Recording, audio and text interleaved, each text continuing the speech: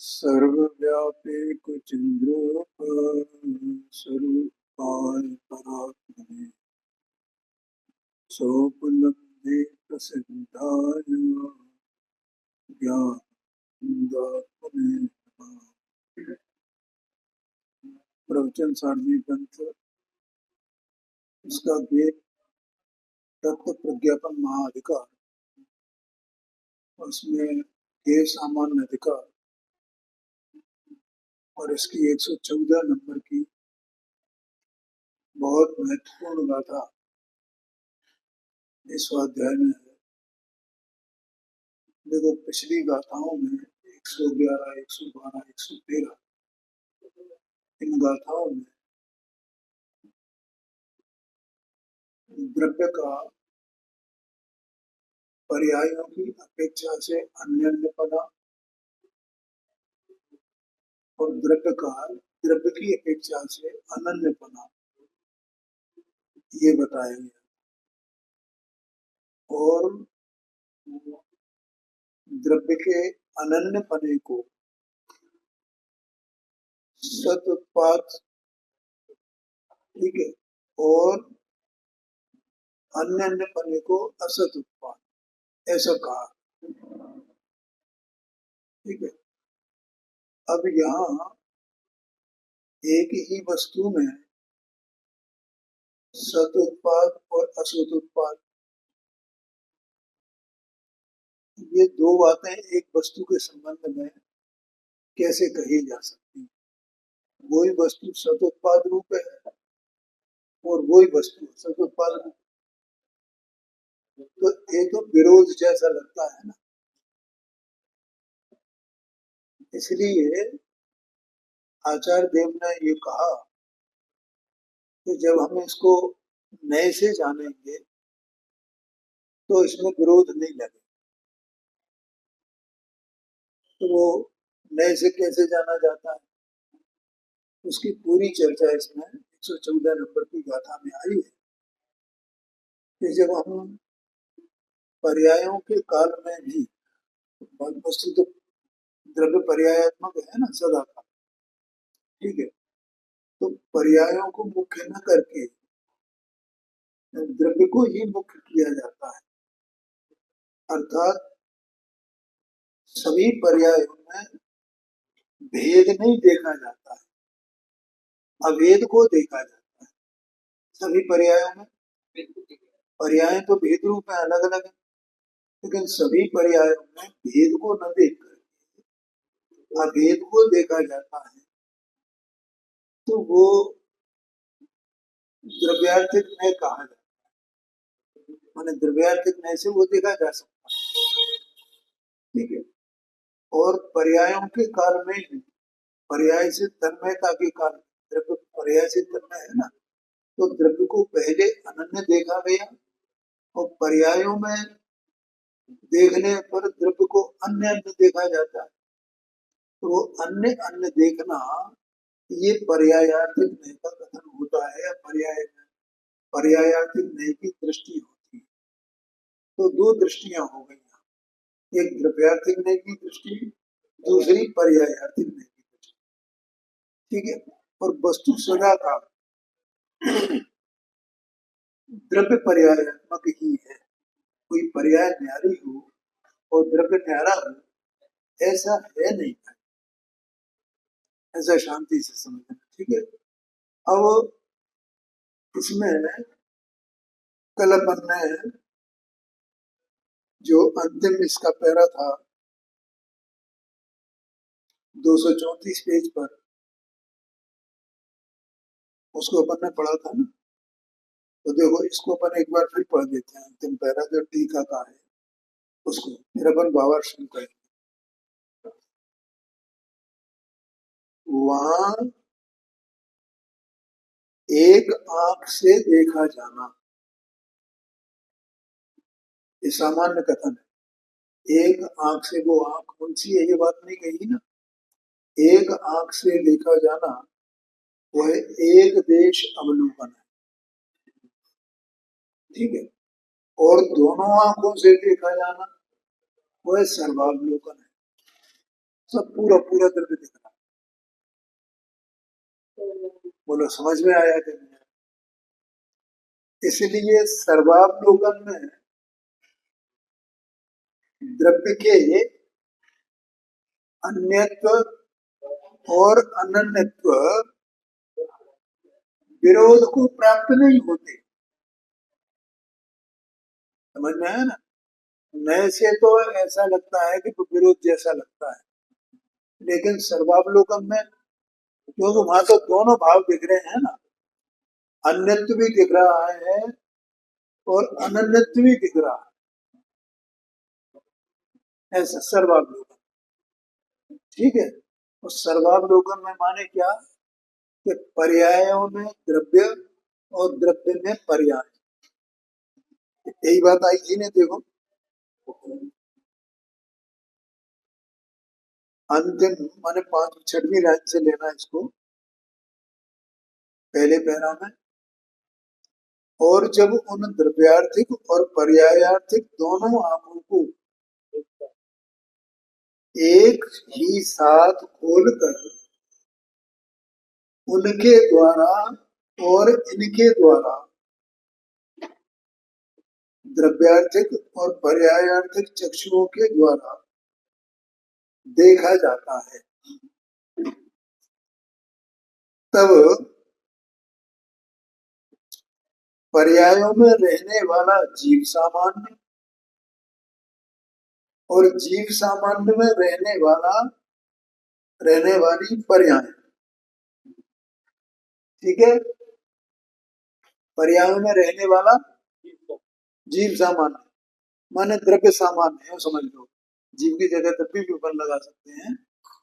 पर्यायों में रहने वाला द्रव्य सामान्य और द्रव्य में रहने वाली पर्याय, ठीक है। पर्यायों में रहने वाला द्रव्य और द्रव्य में रहने वाली पर्याय एक साथ दिखाई देती है।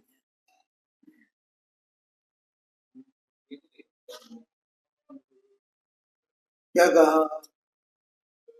नहीं आएगा। द्रव्य में पर्याय और पर्यायों में द्रव्य, एक कहा ना। देखो फिर पढ़ता हूं।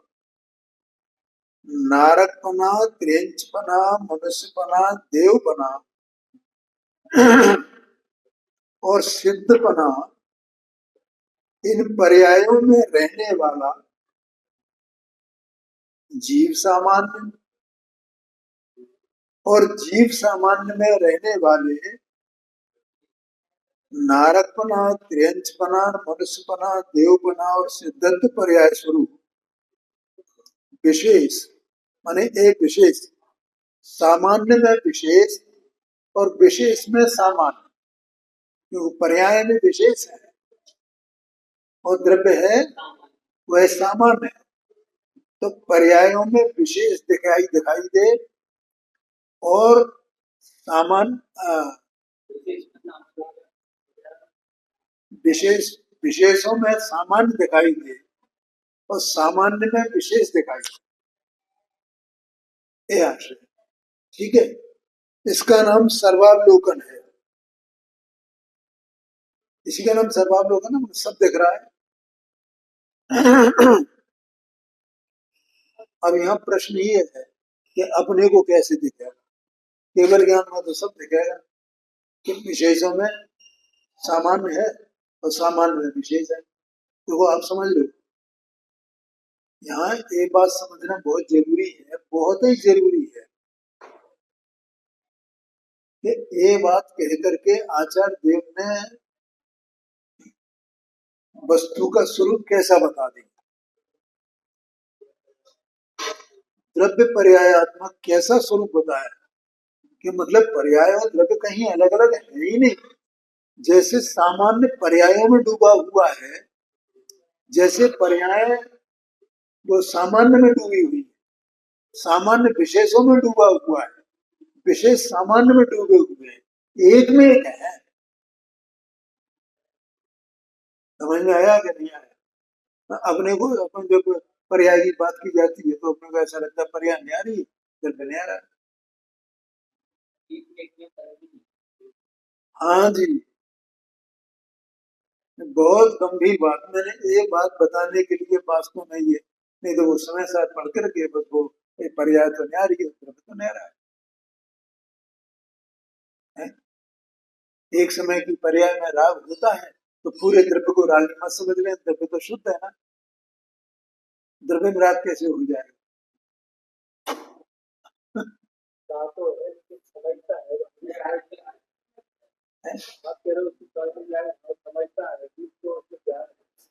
नहीं समझता। अरे मैं बता रहा हूँ महाराज, एक समय पर्याय एक समय की है और द्रव्य एक समय का है क्या? त्रिकाल है ना द्रव्य तो एक समय की पर्याय में राग हुआ।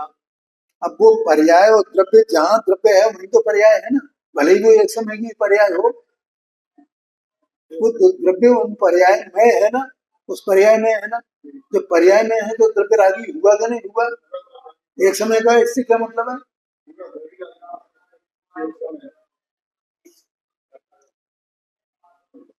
एक समय का, अरे वो समय की काल की अपेक्षा से वो बात की जा रही है कि एक समय करके राग होता है। लेकिन पूरे प्रदेश में है ना द्रव्य तो पूरा द्रव्य ही रागी हुआ कि नहीं हुआ? वो काल अपेक्षा से पर्याय की अवस्था बताई गई है भैया। लेकिन पर्याय और द्रव्य तो अनन्य है ना, तन्मय है ना बिल्कुल। तो पर्याय में पर्याय विकारी हुई तो मैंने द्रव्य ही विकारी हुआ क्या नहीं हुआ? भले ही एक समय के लिए हुआ, लेकिन द्रव्य पूरा ही विकारी हुआ ना, एक समय के लिए हुआ, कोई बात नहीं है, क्योंकि दूसरे समय में अविकारी हो जाएगा, तो पूरा द्रव्य ही अविकारी है। समझ में आया ना? ऐसा नहीं है पूरा द्रव्य विकारी नहीं होगा, एक समय का मैंने कहीं एक कोने में हो जाएगा एक समय का। ये बात है।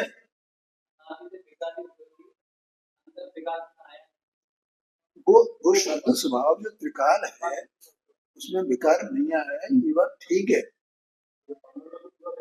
ठीक है ना।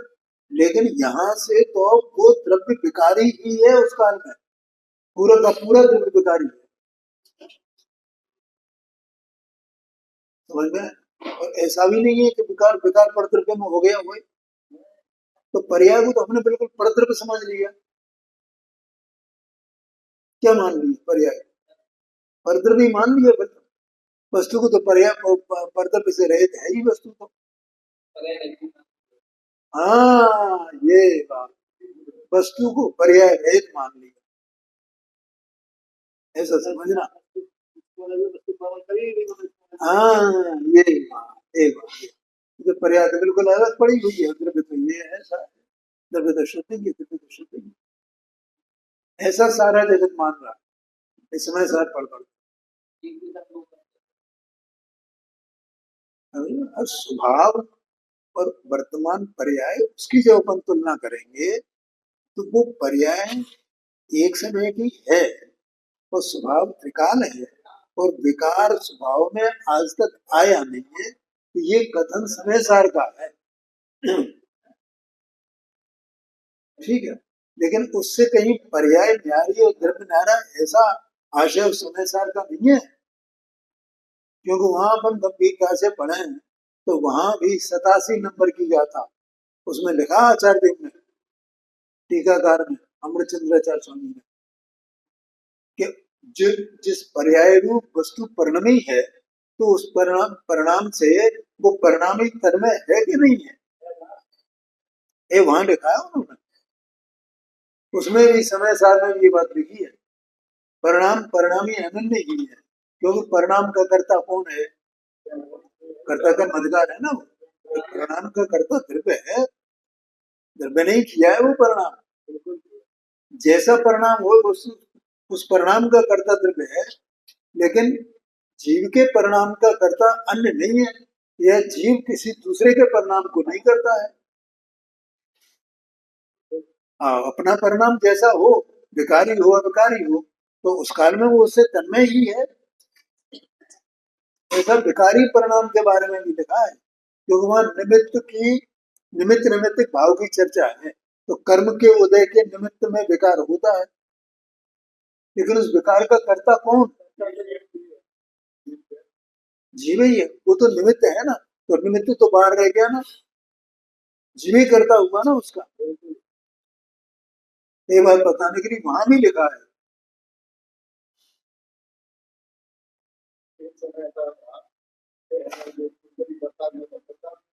हाँ जी, हाँ जी, हाँ जी, बिल्कुल बिल्कुल। और सर्वश्रुत ज्ञान अधिकार में भी लिखा है। ऐसे ही मानते हैं, एक पुद्गल जगाता है, पुद्गल सुलाता है, पुद्गल पुद्गल फलान करता है, पुद्गल ऐसा करता है, पुद्गल ज्ञान कराता है। ये सब जो कर्म कराता है, कर्म माने पुद्गल माने कर्म, कर्म करता है, कर्म करता है, कर्म करता है। जीव तो कुछ करता ही नहीं है, ऐसा मान लिया। हाँ जी। तो इस प्रकार से वो द्रव्य पर्याय का पूरा स्वरूप ख्याल में आता है। तो सर्वा मैंने यहाँ सर्वावलोकन कहा ना उसको, तो सर्वावलोकन में क्या हुआ कि विशेषों में सामान्य और सामान्य में विशेष बरतते हुए देखे जाते हैं। इसका नाम सर्वावलोकन है। ठीक है। और विशेष न्यारे और सामान्य न्यारे, और वे विशेष, उसमें विशेष जो है वे न्यारे न्यारे है ना, तो उनको न्यारा न्यारा देखना है। वे द्रव्य के ही विशेष, विशेष किसके हैं? वे द्रव्य के, द्रव्य के ही वे विशेष हैं। ये पर्याय द्रव्य की ही हैं। उन पर्यायों में द्रव्य उनसे अनन्य ही है, तो वे द्रव्य के ही विशेष हुए पर्याय। तो उन पर्यायों को भिन्न भिन्न देखना, ये पर्यायार्थ में है। और उस द्रव्य को पर्यायों के काल में भी द्रव्य को द्रव्य रूप ही देखना, भिन्न भिन्न नहीं देखना, अनन्य देखना, वह का वही देखना, ये द्रव्यार्थ में ऐसा कहा। तो इस प्रकार से दो नयों से चर्चा यहाँ पर आई है, और इसी आधार पर उन्होंने ये अंतिम पैरा इसमें लिखा है। देखो, वहां एक आंख से देखा जाना एक देश अवलोकन है, मिला पांडे जी, 234 पेज पर है, नीचे आखिरी में। एक आंख से देखा जाना वही एक देश अवलोकन है, और दोनों आंखों से देखना वह सर्वावलोकन।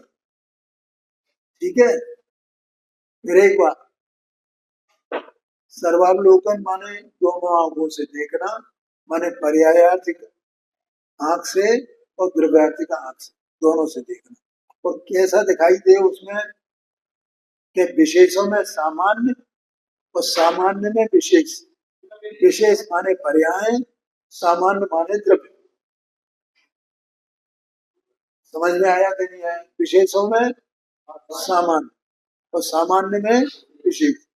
इससे क्या होगा? इससे ये होगा कि ये दोनों भाव, विशेषों में सामान्य दिख रहा है तो सामान्य में विशेष दिख रहे हैं, इसका मतलब दोनों भाव, अन्य अन्य भाव और अनन्यत्व भाव, ये दोनों एक साथ है ना, दिख रहे हैं ना दोनों एक साथ। इसका मतलब दोनों को एक साथ देखने में कोई विरोध नहीं है ना, दोनों एक साथ हैं तो इसमें कोई विरोध नहीं है ना, क्योंकि वो वस्तु का स्वरूप ही है, ऐसा समझना। अब देखिए यहाँ पर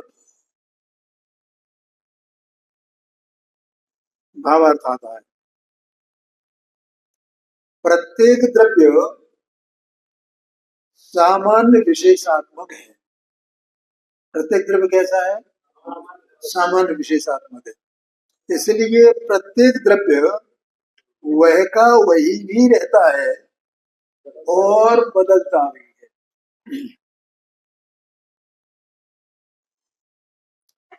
द्रव्य का स्वरूप ही ऐसा उभयात्मक होने से द्रव्य के अनन्यत्व में और अन्यत्व में विरोध नहीं है। किसमें विरोध नहीं है?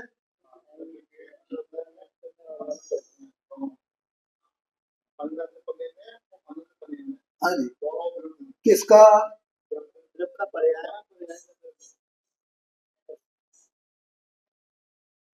अनन्यपना किसका और अनन्यपना किसका? हाँ, ये बात। द्रव्य का अन्यन्यपना और द्रव्य का अनन्यपना। यहाँ पर्याय का अन्यन्यपना नहीं लेना। पर्याय अपेक्षा से द्रव्य का अन्यन्यपना है और द्रव्य अपेक्षा से द्रव्य का अनन्यपना है। हाँ जी, हाँ जी, ठीक है। ये बात बहुत मजबूत करने लायक है। हाँ जी, हाँ जी, ठीक है भैया। द्रव्य का ही अनन्यपना है, द्रव्य का ही अनन्यपना है, क्योंकि पर्याय तो एक समय की है ना, तो वो तो उत्पाद्य रूप है। ठीक है, और द्रव्य तो त्रिकाल है ना, तो जो त्रिकाल द्रव्य है उसकी पर्याय की अपेक्षा से अनन्यपना है और द्रव्य का द्रव्यपने से अनन्यपना है। पर्याय एक समय मैंने उत्पाद्य रूप को बस केवल उत्पन्न हुई और खत्म हुई और वो उत्पन्न होकर खत्म हो गया, लेकिन वो पर्याय का प्रवाहीपना तो निरंतर है ना, मतलब ऐसा समझना। तो जब जब हम पर्याय से देखेंगे द्रव्य को तो द्रव्य अन्य अन्य दिखाई देगा। ये मनुष्य है, ये क्रेंच है, ये फलाना है, तो अन्यपना दिख रहा है ना द्रव्य का, जीव का।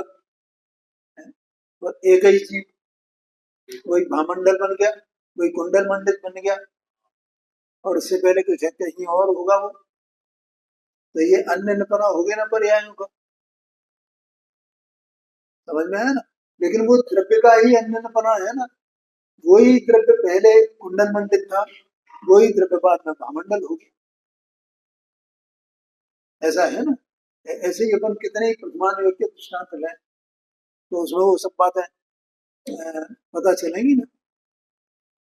तो ये बताते हैं, द्रव्य का स्वरूप ही ऐसा उभयात्मक होने से द्रव्य के अनन्यत्व में और अन्यत्व में कोई विरोध नहीं है। जैसे अब यहाँ दृष्टांत दिया, मारीच और भगवान महावीर का जीव सामान्य की अपेक्षा अनन्य अनन्यत्व और जीव के विशेषों की अपेक्षा से अन्यत्व होने में किसी प्रकार का विरोध नहीं। बोलो, समझ में आया ना? जो मारीच है सोई महावीर है और जो महावीर है सो मारीच नहीं है। जो महावीर है सो मारीच हो जाएगा है? और जो मारीच है वो महावीर हो जाएगा। ये दोनों अन्य अन्य है ना, ठीक है। और जो महावीर है वही मारीच है और जो मारीच है सो महावीर है। तो एक ही वस्तु के बारे में दो प्रकार के विरोधी कथन किए जा सकते हैं ना। तो ऐसा है, तो ऐसा कोई विरोध नहीं है। आगे कहते हैं, द्रव्यार्थिक न्याय रूपी एक चक्षु से देखने पर द्रव्य सामान्य ही ज्ञात होता है। द्रव्यार्थिक चक्षु से क्या ज्ञात होता है? जानने में आता है, सामान्य ज्ञात होता है। इसलिए द्रव्य अनन्य अर्थात वह का वही भाषित होता है। देखो अभी हम कितने शब्द आ गए द्रव्य के बारे में? सामान्य, सतुत्पाद, अनन्य, एक ही अर्थ है ना। यहाँ के जो विषय चल रहा है उसके हिसाब से उसको सतुत्पाद कहो, उसको अनन्य कहो और उसको सामान्य कहो, ठीक है। और असतुत्पाद, पर्याय, विशेष, ये क्या हुए? ये असतुत्पाद, ठीक है ना। तो ये एक ही बात है, ऐसा यहाँ समझना। तो वो द्रव्यार्थ नैरूपी एक चक्षु से देखने पर द्रव्य सामान्य ही ज्ञात होता है, इसलिए द्रव्य अनन्य वह का वही भाषित होता है। बोलो सरल बात है क्या नहीं है ये? अब अपन जरा अपने से लगाए, अपने ज्ञान में देखो अपन कि हमें ये सरल लगा क्या नहीं लगा। क्योंकि यहाँ पर जो भावार्थ लिखने वाले हैं ना, उन्होंने ये दृष्टांत दे दिया है। कौन सा? मारीच का। तो जो मारीच है वही महावीर है क्या नहीं है? कितनी सरल बात है, इसमें क्या है? इसमें कोई कठिन बात है क्या? जो मारीच है, मैंने अभी भामंडल का दृष्टांत दिया था, कुंडल पंडित तो भामंडल, जो पहले कुंडल पंडित था वही भामंडल हो गया। तो जो मारीच है वही महावीर है। इसमें कोई विरोध हो सकता है अपने को? क्या नहीं है? अच्छा, जो मारीच है वो महावीर कैसे हो सकता है? मारीच अलग है, महावीर अलग। ये अपन अपने ज्ञान में इसको सेट कर सकते हैं ना। तो हम, है जी, हाँ जी, हाँ जी। तो बस इसमें ये लगाना है। अपन सामान्य बने तो अपन कह देते हैं हाँ ठीक है ना, इसमें क्या है? जो मारीच है सो महावीर है ना, और जो महावीर है सो मारीच नहीं है ना। ठीक है ना। वहां तो अपन अभ्यासी हैं, लेकिन अब इसको अभ्यास को इधर लगाना है। इसको इसको शास्त्रीय भाषा में क्या कहेंगे, आगम आगम की भाषा में? वो तो दृष्टांत हुआ कि ये जो अनन्य है वही अनन्य है, और जो अनन्य है वही अनन्य है। क्या कहा? वही अनन्य है। हाँ, जो अनन्य है वही अनन्य है। जो विशेष है सोई सामान्य, जो सामान्य है सोई विशेष है। तो भी जो विशेष है सो सामान्य नहीं है, और सामान्य सो विशेष नहीं है। जो सत उत्पाद है सो असत उत्पाद नहीं है, और जो असत उत्पाद है सो सत उत्पाद नहीं। जो सामान्य है सो विशेष नहीं है, जो विशेष है सो सामान्य नहीं है। ऐसा अपन कह रहे हैं उस बात को। ठीक है। तो इस प्रकार से इनको दोनों को एक साथ मानने में कोई विरोध नहीं है। दोनों प्रकार से एक ही द्रव्य को, एक ही वस्तु को दोनों प्रकार से कहा जाता है। अब यहाँ कह रहे हैं द्रव्यार्थिक, ये हो गया। द्रव्यार्थिक में रूपी एक चक्षु से देखने पर द्रव्य सामान्य ही ज्ञात होता है, इसलिए द्रव्य अनन्य अर्थात वह का वही भाषित होता है। माने मारीच को और महावीर को समान देखना, ये द्रव्यार्थिक नय है। और मारीच और महावीर को अलग अलग देखना, ये पर्यायार्थिक नय है।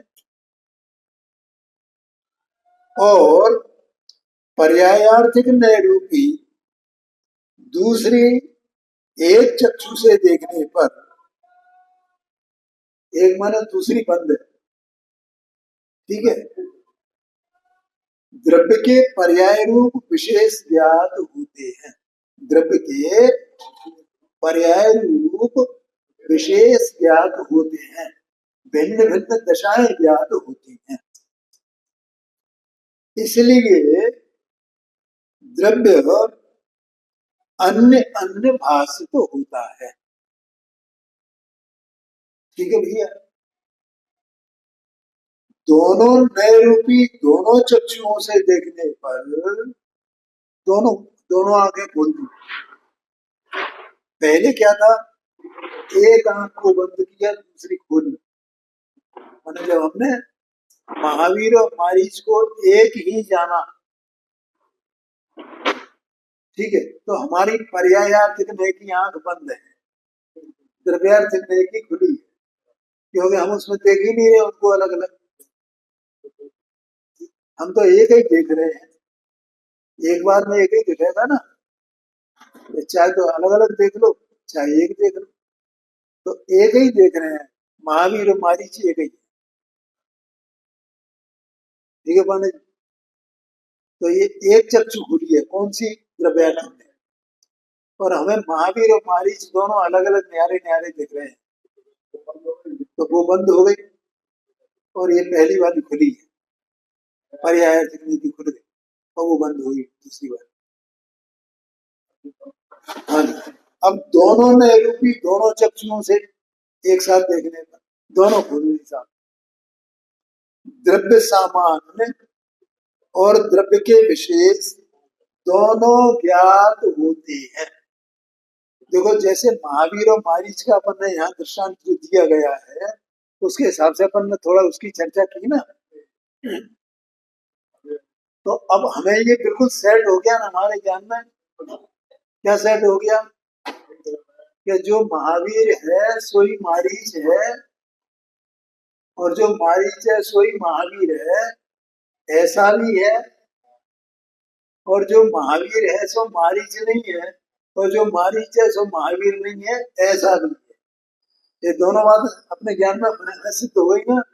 इसका मतलब अब हमारी दोनों चक्षुएं खुल गई है, हम दोनों को जान रहे हैं, उनके विशेषों के अंतर को भी जान रहे हैं और उनमें सामान्य को भी जान रहे हैं। हमें ज्ञान हो गया ना उसका, हमारे दोनों चक्षु खुले हुए। ठीक है, अब हम इसी ज्ञान के आधार पर उसकी चर्चा करेंगे, फिर विशेष की चर्चा करेंगे। देखो भैया जो महावीर है सो मारीच नहीं है, क्यों नहीं है, तो हम उसका हेतु देंगे। फिर हम ये कहेंगे नहीं, जो महावीर है सोई मारीच है, क्यों है उसका हेतु देंगे। ठीक है ना। तो हमने फिर क्या किया, तो हमारे पास ज्ञान है उसका दोनों का, तो वो हमारा सर्वावलोकन है। लेकिन अब हमें एक आंख बंद करके और दूसरी खुली रख करके हम उसकी चर्चा करेंगे एक एक बार में। तो ये इसका माने सारा सार है, बस ऐसा समझ। बोले इसमें कहाँ विरोध आएगा भैया। बिल्कुल सरल है, बिल्कुल सरल।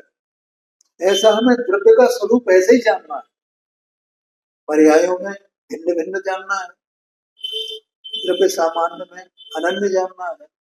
लेकिन वो दोनों में इस प्रकार से लागू हो जाता है, सामान्य में विशेष, विशेष में सामान्य। ठीक है भैया, क्या में आ गया ना। अब देखो यहाँ क्या कहते हैं, ये हो गया ना पूरा। इसलिए द्रव्य अनन्य और अन्य अन्य दोनों भाषित होता है। अब यहाँ कहते हैं, अब समस्त विरोधों को दूर करने वाली सप्तभंगी प्रकट करते हैं। ये सप्तभंगी है। देखो अपन ने तो पढ़ा होगा, वो पूजा करते हैं ना भगवान की अपन। हाँ हाँ, कैसे भैया, उससे पहले की लाइन बोलो।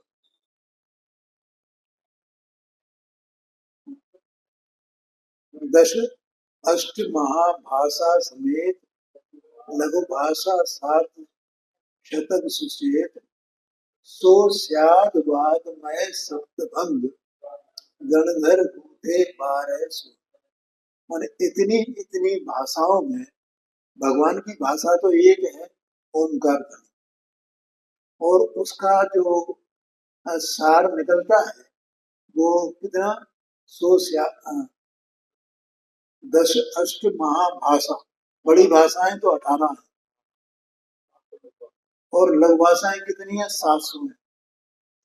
इतने भाषाओं में वो दिव्य ध्वनि का सारा यह समझ। और वो दिव्य ध्वनि, वो अब दिव्य ध्वनि जो है तो उसमें जो वस्तु का स्वरूप आया तो वो कैसा आया कि स्यादवाद में सप्तभंग। स्यादवाद रूप है, क्यों स्यादवाद रूप है, क्योंकि वो 7 भंगमय है। जो कथन है वो कैसा है, और कहीं नहीं मिलेगी ये बात है, ऐसी अद्भुत बात है। ये यहाँ 7 भंग की चर्चा है। पंचाश का संग्रह में भी 14 नंबर की गाथा है, उसमें 7 भंगों की चर्चा की गई। और यहाँ भी 7 भंगों की चर्चा, ये 115 नंबर की गाथा। ठीक है। तो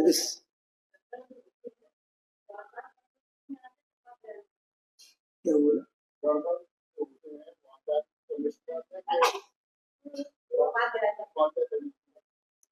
वे तो गणधर ही है। तो अब चाहे किन्हीं में मान लो ना, वैसे तो वे आचार्य है, मुख्य है ना। तो एक दृष्टि से और आचार उपाध्याय साधु की यहाँ पे जो है ना, देखो क्या है कि अपने को थोड़ी भ्रांतियां हैं। जैसे संघ होता है ना, तो संघ का एक कोई ना कोई मुखिया तो होगा ना, जो संघ का संचालन कर सके। तो वो ये सब व्यवहार है, उसमें कोई वो हार्ड एंड फास्ट नहीं है, समझिए ना। और उसमें जो स्वयं पंचाचार का पालन करता हो और दूसरों को भी पालन कराता हो, बिल्कुल सहज सरल बातें हैं। तो जो इस योग्य है कि वो संघ का संचालन कर सकता है, वो आचार्य पदवी वाला है, सीधी बात है। और जो थोड़ा पढ़ा लिखा है, जिसका क्षोभन ज्यादा तेज है, ठीक है, क्योंकि सब अलग अलग क्षोभन के धारी होते हैं ना, तो जिसको ज्यादा नॉलेज है, वस्तु स्वरूप एकदम स्पष्ट है, तो वो सबको पढ़ा सकता है। ठीक है। अब जैसे यहाँ ये एक गद्दी है, अब कोई भी व्यक्ति यहाँ आकर के बैठ सकता है ना, इसमें क्या है, ये गद्दी। अब इस गद्दी को समझ रहे, ये उपाध्याय की गद्दी है। क्यों बांटे? कि जो कोई विशेष ज्ञान वाला हो वो आकर के यहाँ बैठे, तो कोई वक्ता हो गया ना यहाँ, बाकी सब श्रोता हो गए, हम भी श्रोता हो जाए। ये बात है ना। वे वाणी को झेलने वाले होते हैं, माने वाणी का स्वरूप पूरी तरह वे जानते हैं। तो वे फिर क्या है, 12 अंगों की रचना करते हैं, इसलिए वे गणधर कहलाते हैं। देवध्वनि से मुख्य बात यह है। हाँ जी। अब वो देख लेंगे, वो अलग बात है, वो जो भी हो। वैसे वो आचार्य की पदवी है उनकी, तो मुखिया है और 12वीं की रचना करते हैं, ऐसा समझना। तो मैं तो यहाँ ये बता रहा हूँ, इसको भी मैंने मैंने ये चर्चा इसलिए की है कि अपन अपने को कोई एक भ्रांति हो, वो निकाल देना, समझ गए ना। जो संघ का संचालन करने में समझ, क्योंकि सब अलग अलग प्रकार के वो होते हैं जीव, किसी को किसी में रुचि होती है, किसी को किसी में रुचि होती है, सबकी अलग अलग रुचि है ना।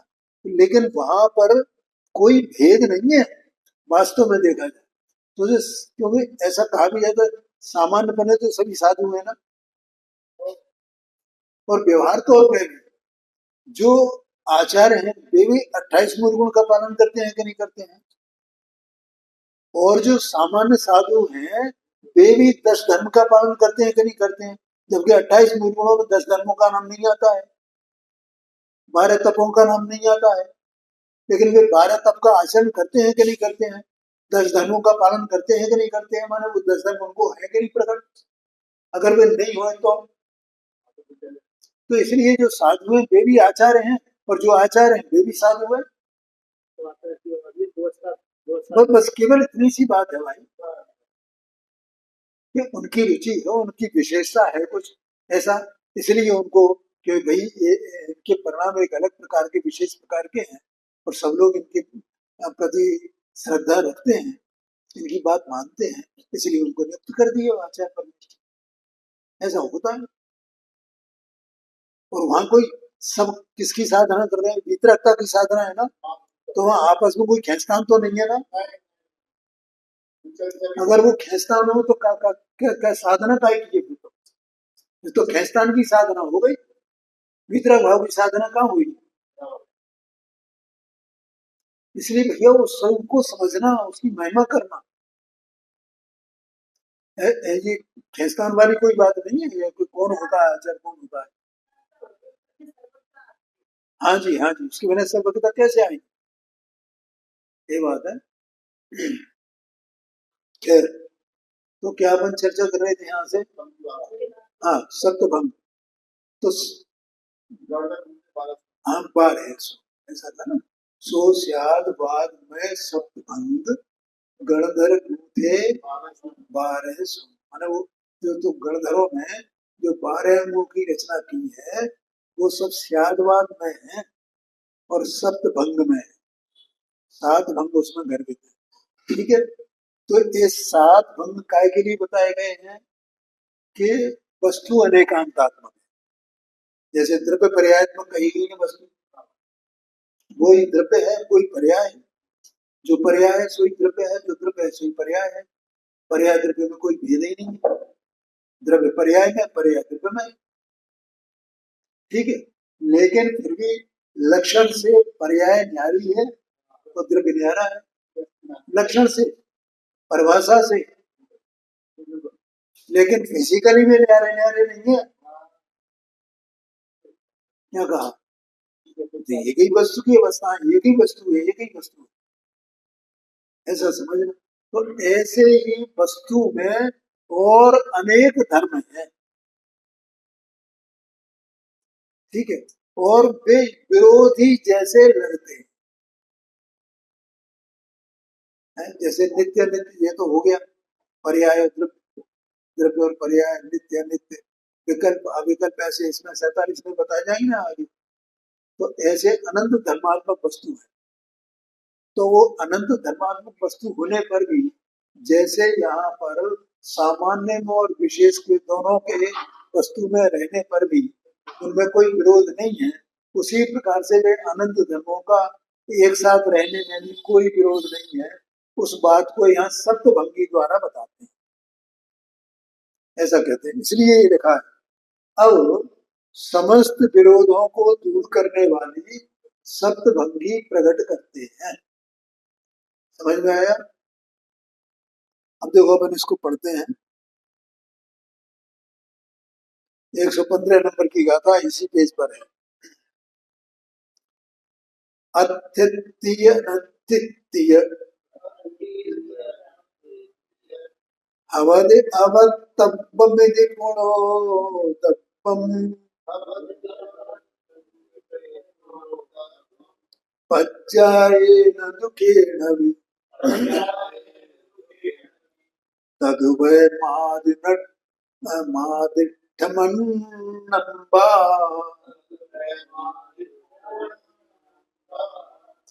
अस्ति तथा चेनास्ति ते द्रव्य अनवर्तव्य चे।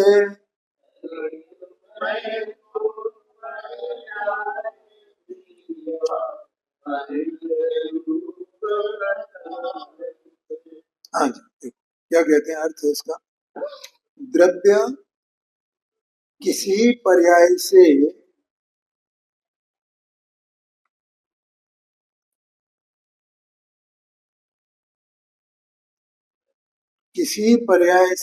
अस्ति, किसी पर्याय से नास्ति और किसी पर्याय से अवक्तव्य है, और किसी पर्याय से अस्ति नास्ति अथवा किसी पर्याय से अन्य 3 भंग रूप कहा गया है वस्तु को।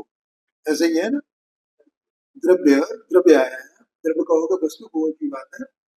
किसी पर्याय से अस्ति है, द्रव्य अस्ति है, किसी पर्याय से द्रव्य नास्ति है, और किसी पर्याय से द्रव्य अवक्तव्य है। ठीक है, और किसी पर्याय से अस्ति नास्ति है,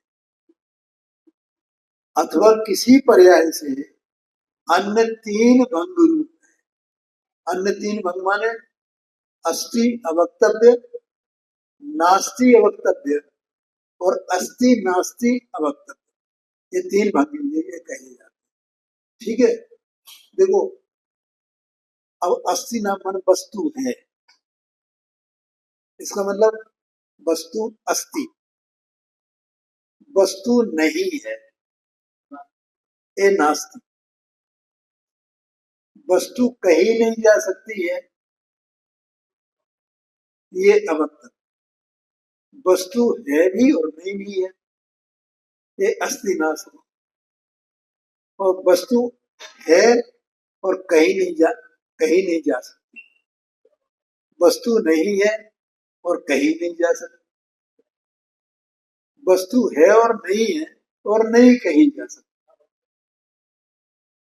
ठीक है, इस प्रकार से 7 भंग होते हैं।